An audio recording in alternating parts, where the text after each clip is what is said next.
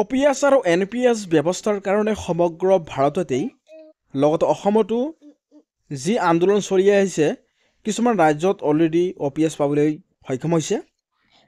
এই OPS অৰ্থাৎ পুৰণি পেঞ্চন ব্যৱস্থা বাহাল ৰাখিবৰ কাৰণে এইবাৰ 8 জানুৱাৰীৰ পৰা অৱস্থান ধৰ্মঘটত নামিব বিশেষকৈ ৰেল সেৱাৰ শ্ৰমিকসকলে।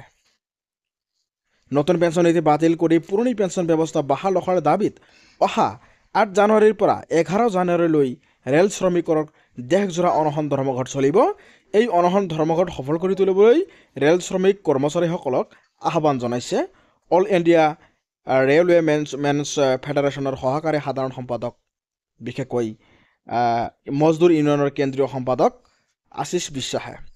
আন্দোলনৰ ৰন্ধংকা বুজোৱাৰ সম্পৰ্কে সদৰি কৰিছে NF ৰেলৱে মজদুৰ ইউনিয়নৰ কেন্দ্ৰীয় সহকাৰী সাধাৰণ সম্পাদকে। ৰেল শ্ৰমিকৰ নেতা পুলক গগৈয়েও এই বিষয়ে তেওঁলোকে স্পষ্ট কৰি দিছে। অল পেঞ্চন স্কিম চমুকৈ JFROPSৰ আহ্বানত দেশব্যাপী কেন্দ্ৰীয় আৰু ৰাজ্য চৰকাৰৰ কৰ্মচাৰীসকলে অনশন ধৰ্মঘট কৰিব। JFROPSৰ আহ্বানক তথা অল ইণ্ডিয়া ৰেলৱে মেনছ ফেডাৰেশ্যনৰ সাধাৰণ সম্পাদক বিশ্ব গোপাল মিশ্ৰই এই অনশনৰ কাৰ্যসূচী সফল কৰিবলৈ আহ্বান জনোৱাৰ পৰিপ্ৰেক্ষিততে ৰেল শ্ৰমিক নেতা আশিষ বিশ্বাসে তিনিচুকীয়া বিশেষকৈ ডিভিজনৰ তিনিচুকীয়া আৰু ডিব্ৰুগড়ৰ কোচিং ডিপো শ্ৰমিক কৰ্মচাৰীসকলৰ মাজত কৰ্মী সভাত যোগদান কৰে বুলি উল্লেখ কৰিছে কেন্দ্ৰীয় নেতা পুলক গগৈয়ে।